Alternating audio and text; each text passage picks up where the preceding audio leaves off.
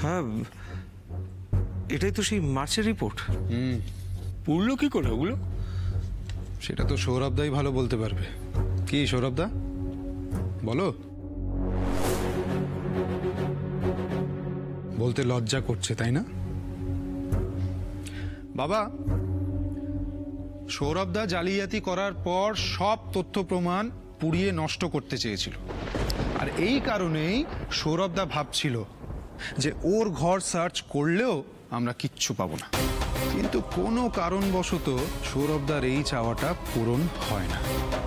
ডাস্টবিনে কিছু আতপোড়া কাগজ রয়ে যায়।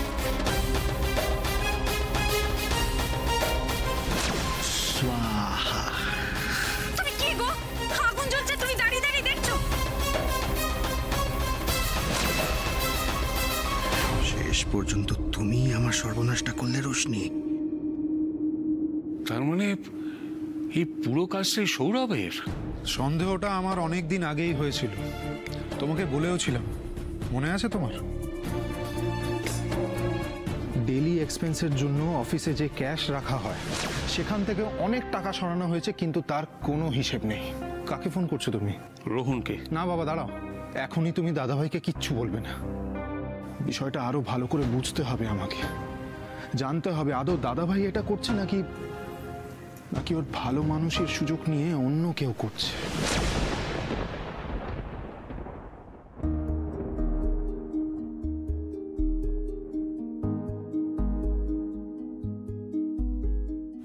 আমাকে ক্ষমা করে দিস দাদাভাই।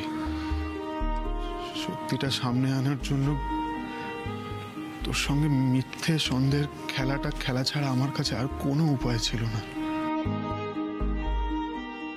আজ তোকে যতটা অপমানিত হতে হয়েছে না, আমি জীবনেও ভুলবো না। তোর সঙ্গে হওয়া প্রত্যেকটা অপমান, তোর চোখের জলের এক একটা ফোঁটা আমার তীরের মতো বিঁধেছে। আর আমি তোকে ভুল বুঝবো এটা তুই ভাবলি কি করে? হ্যাঁ, সোনা বৌদিকে কেউ অপমান করবে আর আমার গায়ে লাগবে না, সেটা এটা মনে হয় তোমাদের? যদি মনে হয়েও থাকে, আমি তোমাদেরকে একটা কথা বলে রাখছি, জেনে রাখো। হ্যাঁ, আমি যা করেছি ইচ্ছে করে করেছি, কিন্তু কাউকে কষ্ট দেওয়ার জন্য নয়। পারলে আমাকে ক্ষমা করে দিও।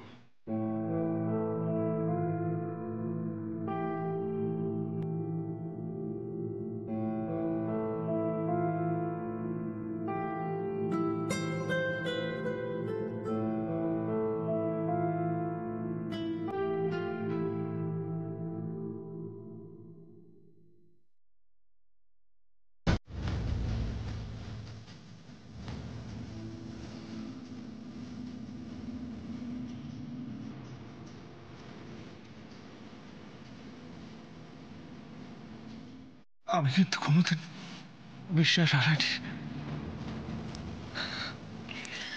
সবসময় তোর উপরে ভরসা করে গেছি। তুই তোর সোনাবতীকে জিজ্ঞেস, আমি জানি। আমি সবসময় বলেছি, ঋষি যা করছে, যা করেছে, অন্যের ভালোর জন্য করেছে। আমারও কিন্তু তোর ওপর ভরসা ছিল রোহন। আমিও বলেছি রোহন এই কাজ করতে পারে না। বলো, এই যে সৌরভ বাবু, আরে এখন মাথা নিচু করে দাঁড়িয়ে কি হবে? তার চেয়ে বড় উত্তরটা দাও, এরকম তুমি কেন করলে? আরে কি হলো, জবাব দাও। ছি ছি ছি ছি ছি ছি ছি, তোমার এত টাকার লোভ যে তুমি পরিবারের লোকেদেরও ছাড়লে না। আর ফাঁসালে তো ফাঁসালে, রোহনের মতন একটা ভালো ছেলেকে ফাঁসালে।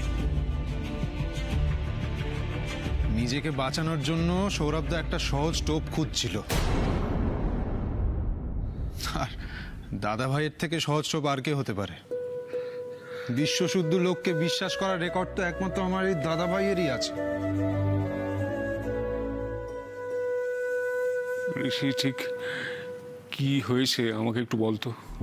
হ্যাঁ বাবা, সবাইকেই তো জানতে হবে কি কি হয়েছে, তবে আমি সবটা বলবো না, কিছুটা বকুলও বলবে। বকুল? ও ব্যবসার ব্যাপারে? সৌরভদা যা যা করেছে বাবা, শুধু আমাদের ব্যবসায় ক্ষতি হয়নি, সৌরভদা অনেক কিছু করেছে, সেগুলো বকুল বলবে। কোম্পানির সমস্ত গন্ডগোলে দাদা ভাইয়ের নাম দেখে আমার একটু খটকা লাগে। এত খোলাখুলি একজন মানুষ চুরির পর চুরি করছে আর তার পেছনে প্রমাণ রেখে যাচ্ছে, এটা কি করে হয়? আমার সন্দেহ আরো বাড়লো যখন দেখলাম প্রত্যেকটা চেক ইস্যু হচ্ছে দাদা ভাইয়ের নামে, আর অ্যাকাউন্ট থেকে যা ক্যাশ সরানো হচ্ছে সেখানেও দাদা ভাইয়ের নাম। কিন্তু ক্যাশ সরানো হচ্ছে সেই সময় যখন দাদা ভাই অফিসে ছিলই না, মানে অফিসের কাজে বাইরে ছিল তখন। এই ছোট্ট একটা ভুল সৌরভদা করেছিল। তখন তো সৌরভদা ভাবেনি যে আমি অফিস জয়েন করব। এগুলো দেখেই আমি বুঝতে পারি বাবা, দাদা ভাইকে সামনে রেখে আসল খেলাটা আড়াল থেকে অন্য কেউ খেলছে।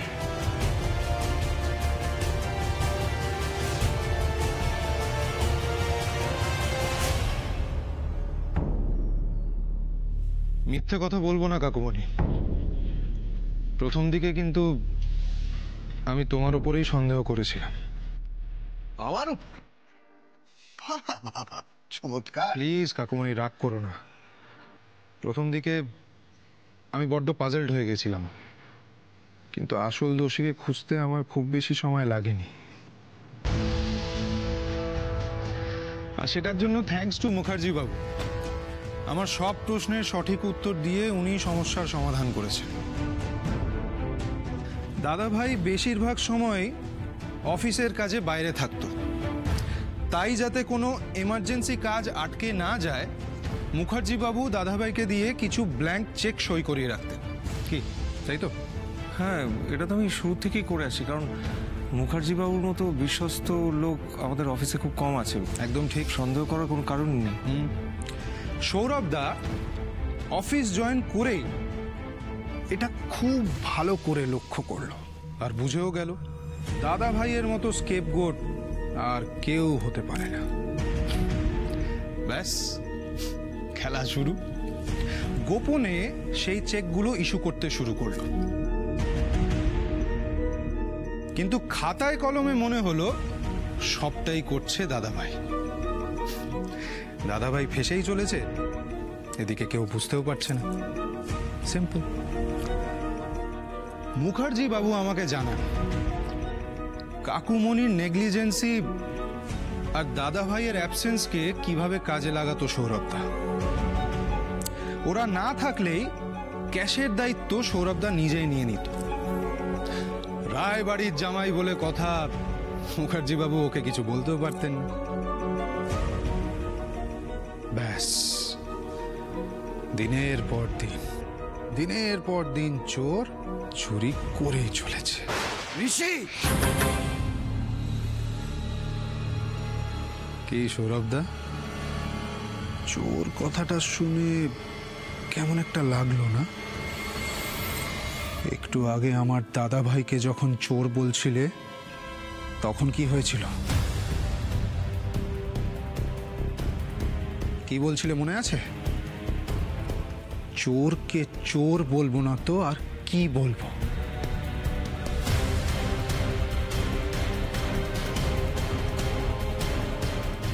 তারপর তো বাবার কথা মতো আমি অফিস জয়েন করি। ব্যাস সৌরভদা টেনশন শুরু, কারণ সৌরভদা খুব ভালো করে জানত আমি কাকুমণিও নই আর দাদা ভাইও নই।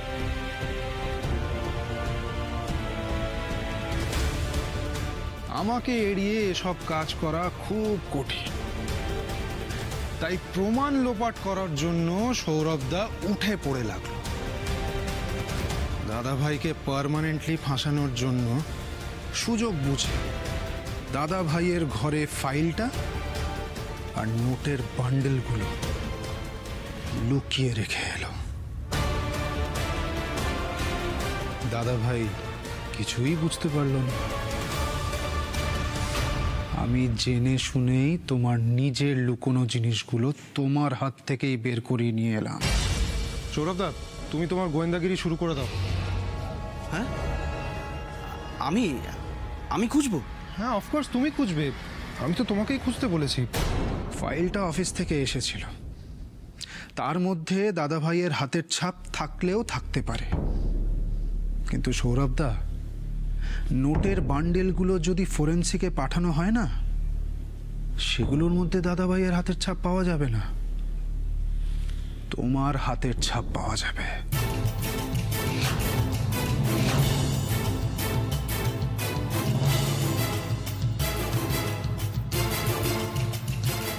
সৌরভ, এরকম কেন করলে তুমি? আমরা সবাই তোমাকে কত ভরসা করতাম। সত্যি বলছি, আমরা কেউ কখনো তোমাকে বাড়ির জামাই ভাবিনি। আমাদের সবার কাছে তুমি আমাদের বাড়ির ছেলে ছিলে। কিসের অভাব রেখেছিলাম বলো তো আমরা? আরে কোনো অভাব ছিল না। ওটা একটা বিশ্বাসঘাতক, বিশ্বাসঘাতক।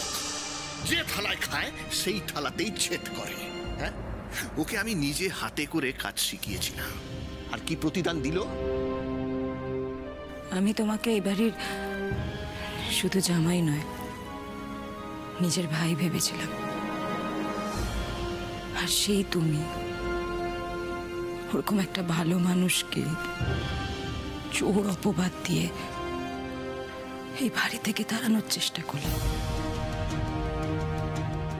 শুধু তাই নয়, আমাকে তুমি চোরের বউ বলে অপমান করলে। কেন করলে সৌরভ?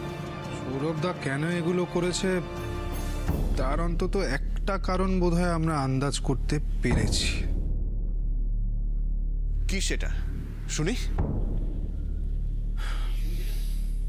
দাও কার্ডটা। বাবা, এই কার্ডটা আমরা একটু আগে সৌরভদার ঘর থেকে পেয়েছি। কি কার্ড?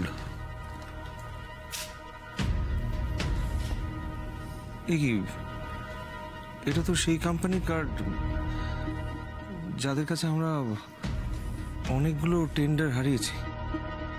কোন কোম্পানির কথা বলছে এরা?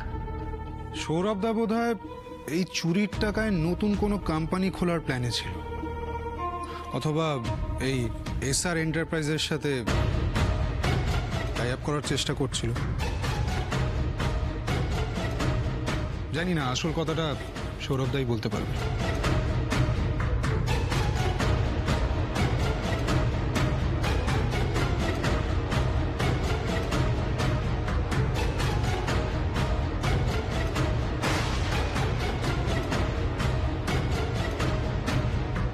মাই গড, এটা সৌরভের কাছে কি করে গেল?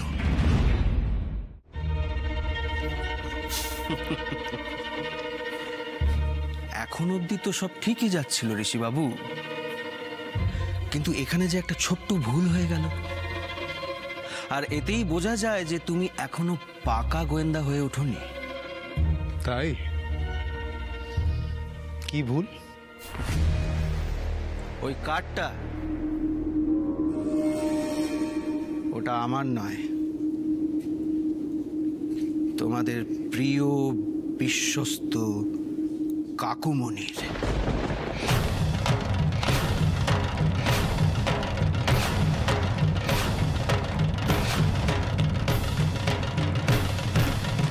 রায় অ্যান্ড রায় কোম্পানির টেন্ডার হাতিয়ে কাকুমণি এই এসআর এন্টারপ্রাইজটা খুলেছে।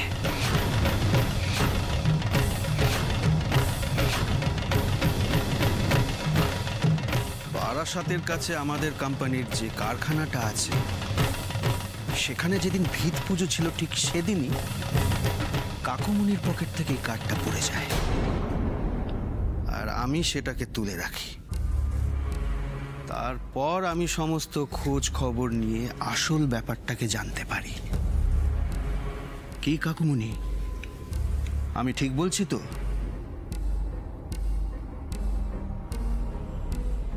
S R equals to Samar Ragini enterprise.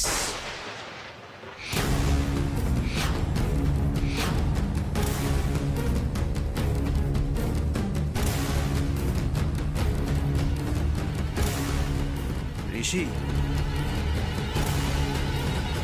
চোর শুধু আমি একাই নই, এই রায় পরিবারে আরো চোরের আনাগোনা আছে। এখন কাকে ছেড়ে কাকে ধরবে তুমি? নির্লজ্জ বেহায়া, তুই এত নিচে নেমে গেছিস? যখন রোহনকে দিয়ে হলো না, তুই এবার আমার ঘাড়ে দোষ চাপাচ্ছিস। এই জগর, চপকে তোর পিঠের ছাল আজকে আমি তুলে দেব। আর শোন করদম,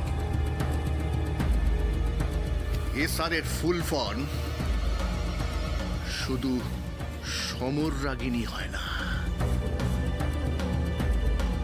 এসআরের ফুল ফর্ম সৌরভ রোশনীয় হয়। বুঝেছিস?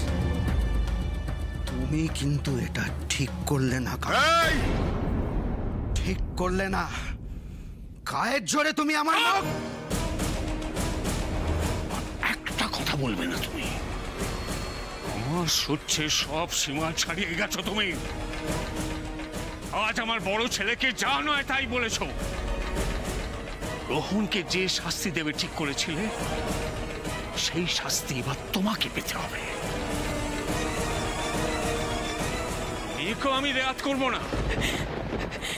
না বাবা, না, আমি মানছি এই সব কিছু সৌরভ করেছে, আর সেটা জানা সত্ত্বেও আমি ওকে আটকাতে পারিনি। তাতে আমার দোষ হচ্ছে, আমি জানি। আমি সব দোষ স্বীকার করে নিচ্ছি বাবা। তা বলে এত বড় শাস্তি তুমি আমাদের দিও না। অন্তত ডাক্তার বলছে, তুমি আমাদের ক্ষমা করে দাও বাবা। তোমাদের কি করা উচিত সেটা আমি বলবো না, বলবে ঋষি আর রোহন। যাও, ওদের গিয়ে বলো।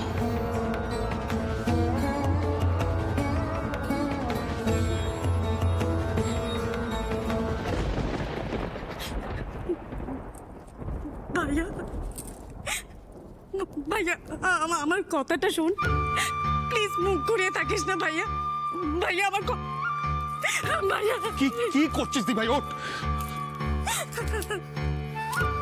তীর মুখছে, এবারের মতো ক্ষমা করে দে না ভাইয়া। সৌরভদা না হয় আমাদের পরিবারের মূল্যটা বুঝলো না, তুইও বুঝলি না। আরে দাদা ভাই তো তোরই দাদা, কোম্পানিটা তোর বাবার। তোর দাদাকে, তোর বাবাকে তোর বর ঠকাচ্ছে, এটা জেনেও তুই চুপ করে থাকলি, কিচ্ছু বললি না। পারলে কি করে?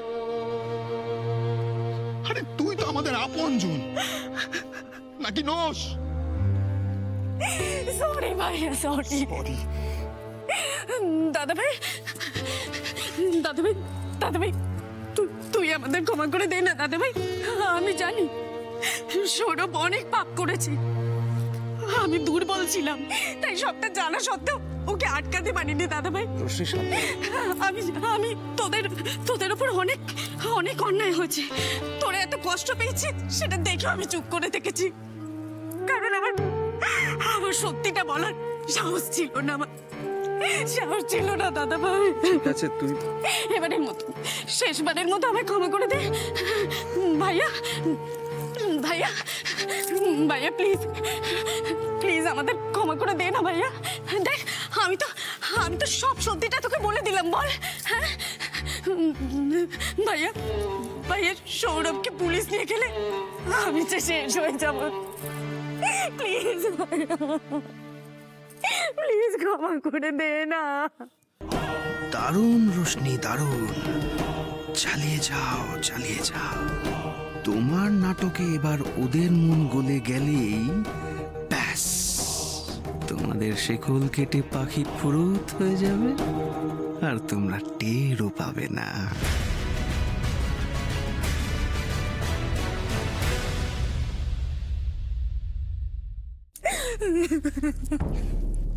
ঠিক আছে দিভাই, সৌরভদার এই অপরাধকে আমি ক্ষমা করে দিচ্ছি। আমি জানতাম আমার ভাই আমাকে ক্ষমা করে দেবে। দাদা ভাই তুই আমায় ক্ষমা করবি না দাদা ভাই? শেষবারের মতো ক্ষমা করে দে না। দিভাই, সৌরভদার আরেকটা অপরাধ যে ক্ষমার অযোগ্য। আর একটা অপরাধ মানে? আর কোন অপরাধ করেছে সৌরভ? তোর এই বর শুধুমাত্র চোর নয়, হি ইজ আ ট্রেটার, একজন বিশ্বাসঘাতক। বিশ্বাসঘাতক? তারা আর কি করেছো? সেটা আমি বলবো না দাদাভাই, বকুল বলবে। কারণ সৌরভদার এই অপরাধ প্রথম বকুলই দেখতে পায়। কিসের কথা বলছে এরা? আমি তো আর কিছু।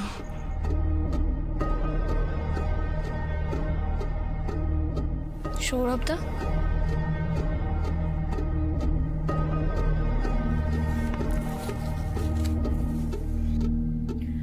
দেখো তো এটা চিনতে পারো কিনা।